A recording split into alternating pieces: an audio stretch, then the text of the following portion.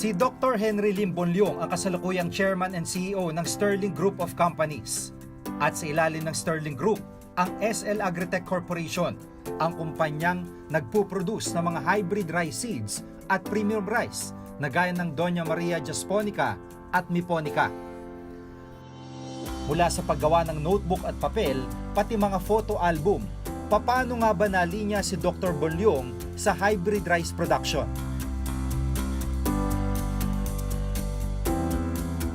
Sa edad na 24, tinake over ni Dr. Liong ang kanilang kumpanya matapos na mamatay sa edad na 49 ang kanyang ama. Noong dekada 60, bookstore at paggawa ng mga photo album ang negosyo ng kanilang pamilya. Sa murang edad, kinailangang patakbuhin ni Henry ang kanilang kumpanya at ang hamon kung paano ito mapapalago.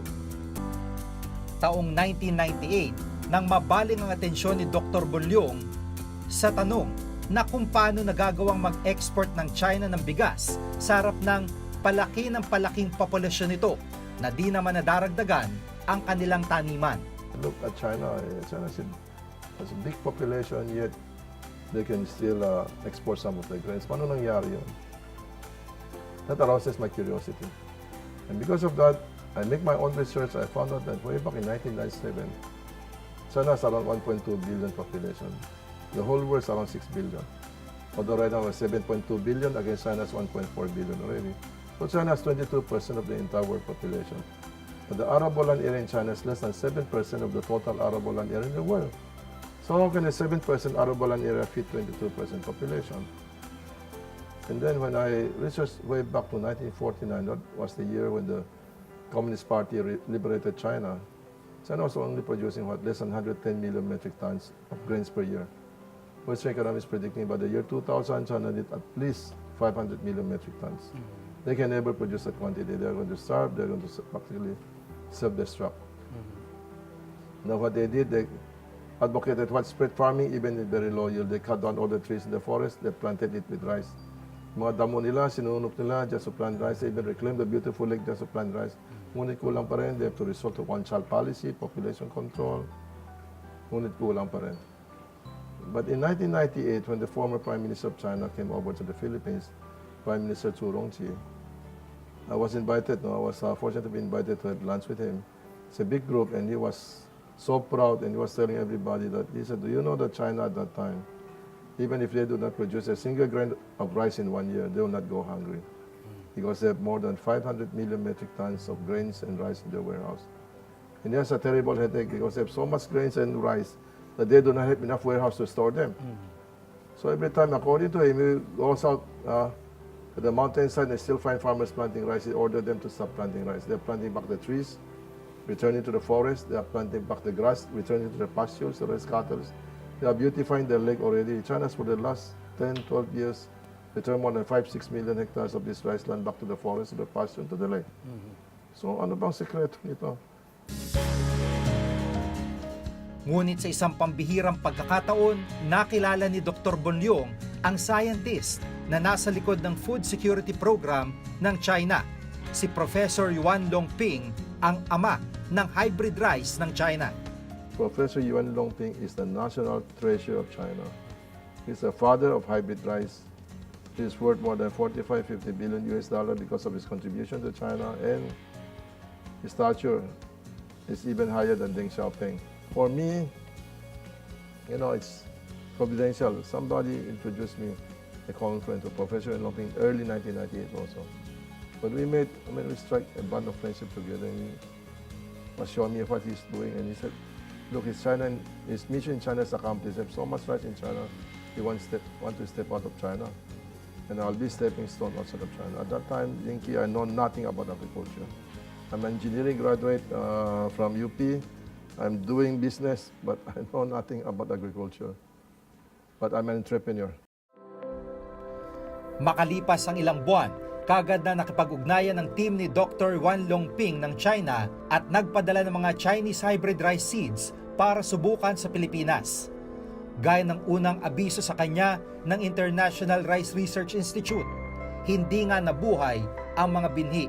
After 3 months, the professor sent 3 of his scientists, technicians over bringing with them 75 different Chinese hybrid rice varieties. So I leased a 5-hectare lot in Santa Cruz, Laguna, and then I planted it in small plot. You know, the first season was a total failure. Isang cycle ng bigas natin is around 90 days, 120 days. China is 130, 140, even 160 days. Because of the very hot weather, if you use a seeds coming from China, masyadong maaga na mumulaklak. The flowering will come too early. After 85 days, everything's finished. So walang laman, puro empty grain siya. Susuko na sana si Dr. Bonliong sa kanyang research nang palakasin ang kanyang loob ng mismong ina niya, si Doña Maria. Because my mother was really pushing me from behind. Said, if you cannot use a seeds coming from China, why don't you develop a seeds climatized to our local condition?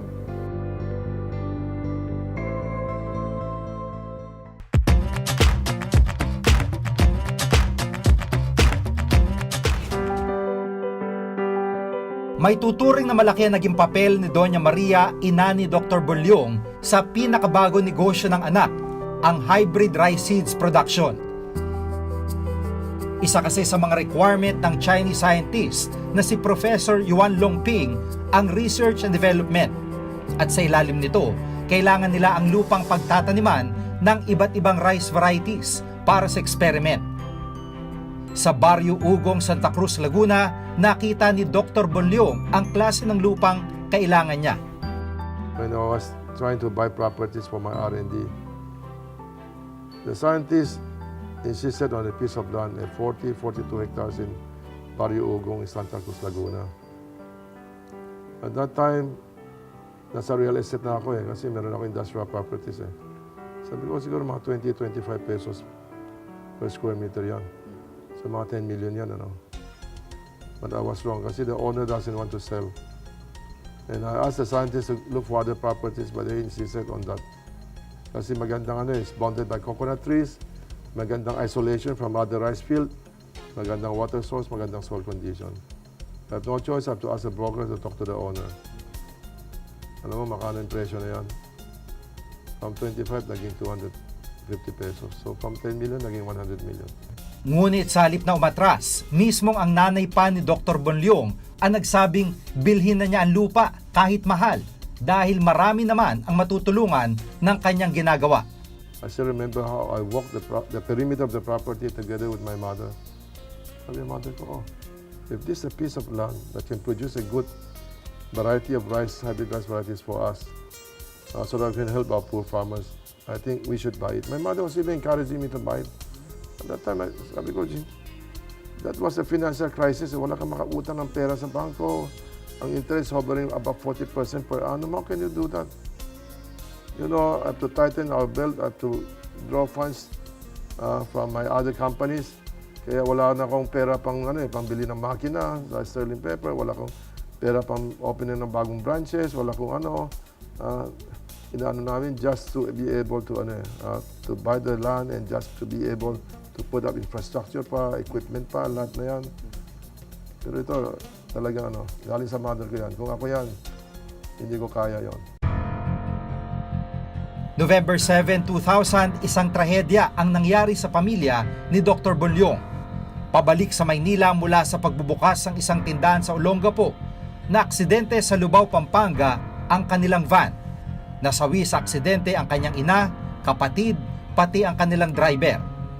At sa panahong susuko na si Dr. Bonliong dahil sa mga pagsubok na ito, nagpakita ang ina ni Dr. Bonliong sa mga scientist na nagsasagawa ng R&D para sa kanyang hybrid rice. At ika nga, the rest is history.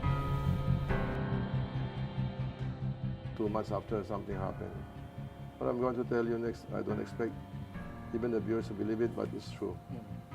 Exactly 2 months of the accident, January 17, 2001. In the early hours in the morning, my leading scientist was sleeping, and then he felt that there's the bed is moving, gumagalaw ang kama, akala na may lindol. When he opened his eyes, he saw my mother standing in front of his bed. Namatay na mother ko for 2 months. Ito mga professors, technicians, pag may sakit, my mother is the one taking care of them. So they're very attached to my mother. That morning, my mother appeared to Professor Zhang and tell Professor Zhang, tomorrow morning you go back to the field again and take a careful look at all the rice flower. You know, at that time, I some promising varieties, but I cannot stabilize the parental line.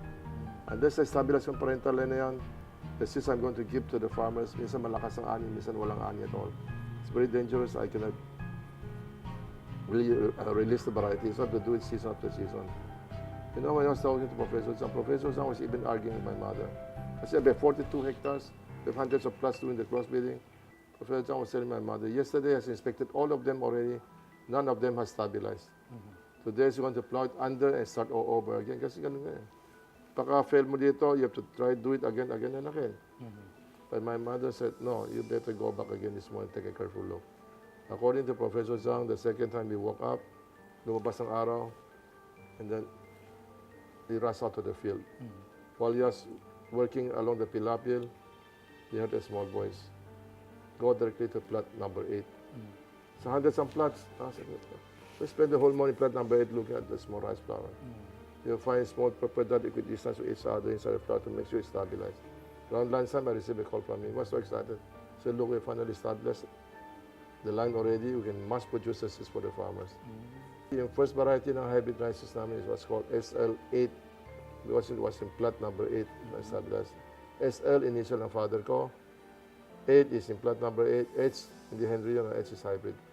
So for the next 3 season, kinalat namin ang seeds namin sa buong lahat ng region sa Pilipinas.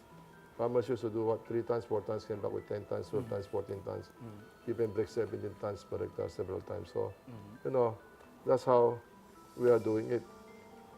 But I'm happy, you know, I'm happy to share the story with a lot of people. But this SL8 is really a Filipino variety.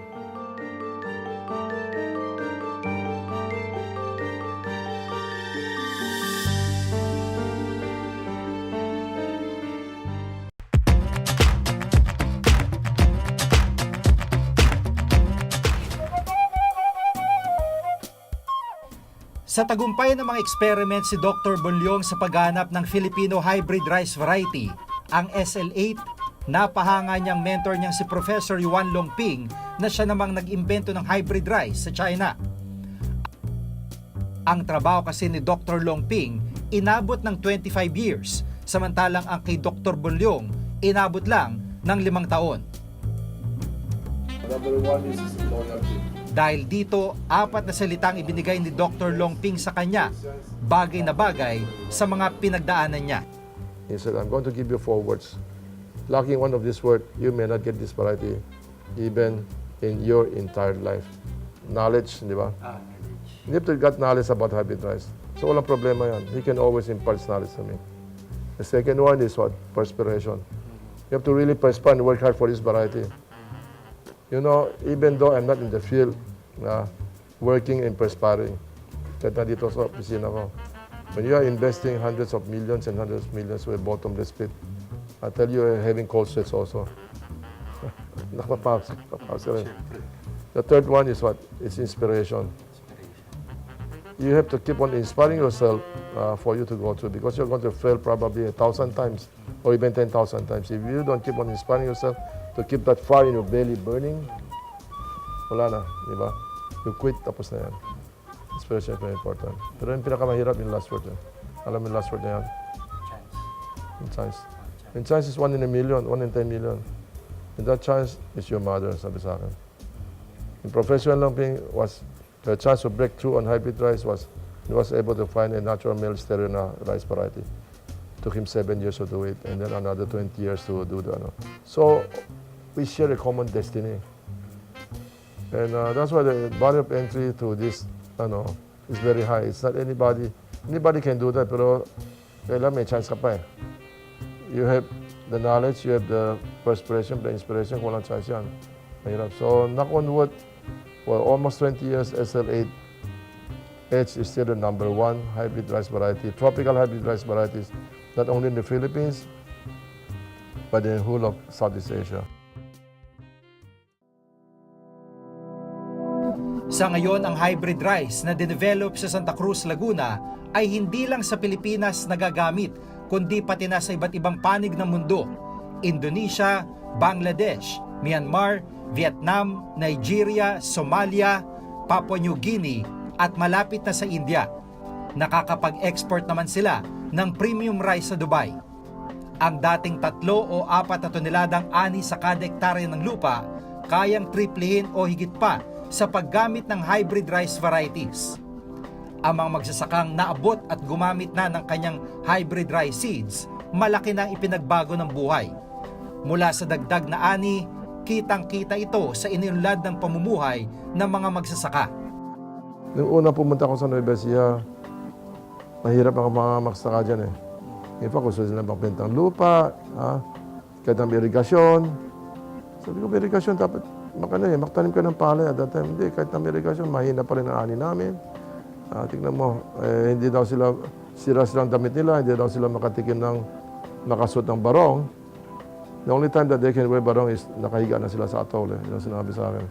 And right now, farmers can afford not only to wear barong, no? Kahit na coat and tie, kaya na nila eh.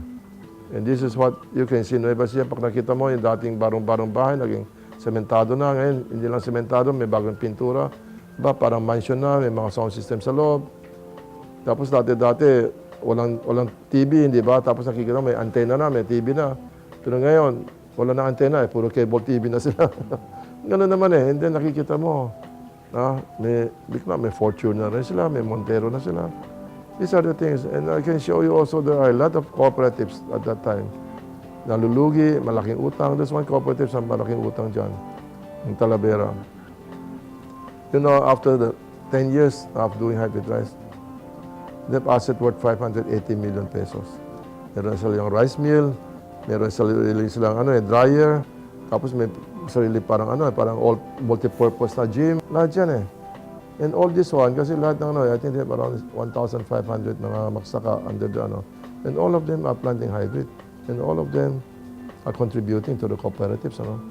So this is one thing I hope I could see that this will be duplicated in other places also, not only in Nueva Ecija. Do you know that the average in Nueva Ecija is 8.5 tons per hectare? All the whole country right now is around 4.2 tons per hectare. They're able to practically pull them up.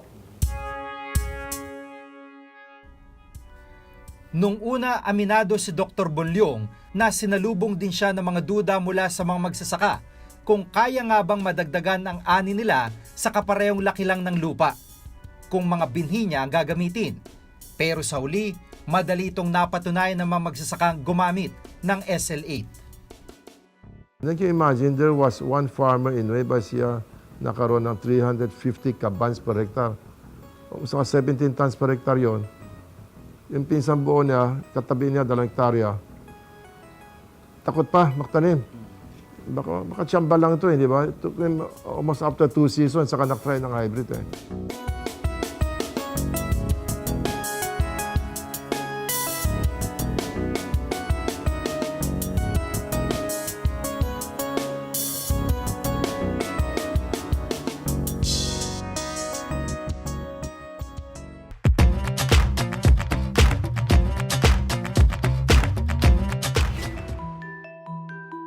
Isa sa mga hamong kinakaharap ngayon ng SL Agritech ang mga kumpanyang sumasakay sa tagumpay ng kanilang premium rice. I exported my rice to Dubai. After 3 months, biglang may nakita, may report sa akin ng mga tao namin. So, biglang may Doña Maria. Galing sa Vietnam. Kaya that's why we have to have our trait name, have it patented. Kasi kung wala talaga, ginagamit nilang yun pala, ang pangit naman ang bigas sa loob, hindi naman talagang Doña Maria ang bigas natin.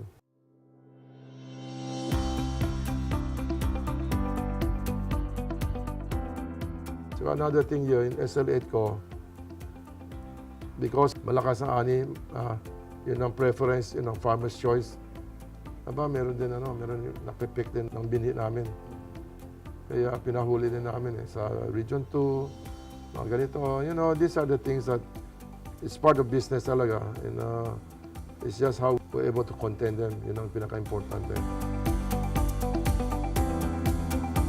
Sa kabila nito, hindi nababahala ang team ni Dr. Bonliong sa kompetisyon mula sa ibang bansa. sa tagumpay ng hybrid rice seeds na SL8. Malapit nang umabot sa 1 milyong ektarya ang natataniman nito hindi lang sa Pilipinas, kundi sa iba't ibang panig ng Southeast Asia. I go to sleep very soundly every night because right now, if you add the Philippines, Bangladesh, Indonesia, Vietnam, Myanmar, I think there are around 700 to 750,000 hectares using my seeds already. Now, if 1 hectare can get just an increment additional yield of 3 to 4 tons per hectare, I think I can feed more than 10 to 12 million people for 1 year. And that's a fulfillment that you got now. Food security ang isa sa pangunahing kinakaharap nating mga Pilipino. Ang problema kung paano pararamihin ang ani at pabababain ang presyo ng bigas.